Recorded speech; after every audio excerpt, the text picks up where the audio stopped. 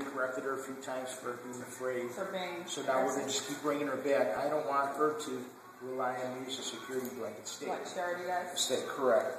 Stay. You take the leash and you're just going to pat her with the leash, and then worm your way down the leash there. You go, just pat her. Good girl. Very nice. Pat her cheeks. Good girl. Perfect. You just walk away. Good girl. You do that 3 times for me while I explain why. Stay.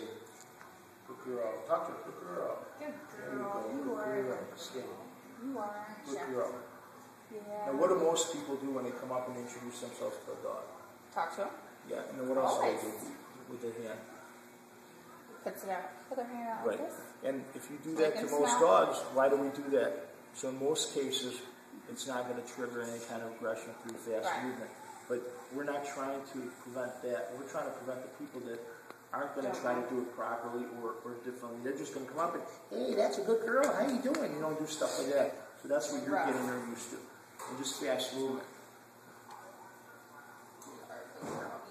Very nice. Still needs to be an excellent girl. And another thing to consider is, like, I myself would rather do it like this than by going, hey, how you doing? You my friend? Because that's the same thing as me going, hi, what did you do today?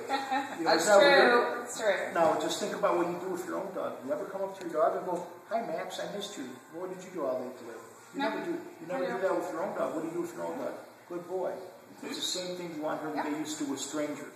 Because the first time somebody doesn't do that, it's going to be foreign to her, and she's going to become a little perturbed or maybe a little afraid, and then her confidence will start to rise when she starts to use her owner's or security blanket, which is another thing that we don't want to do with you.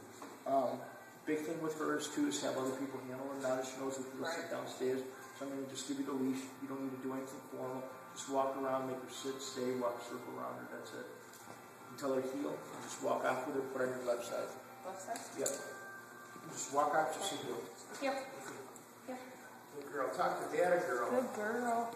Good girl. Come to a stop, so you sit. Sit. And push her on her butt. That's right. She did. Raise her head.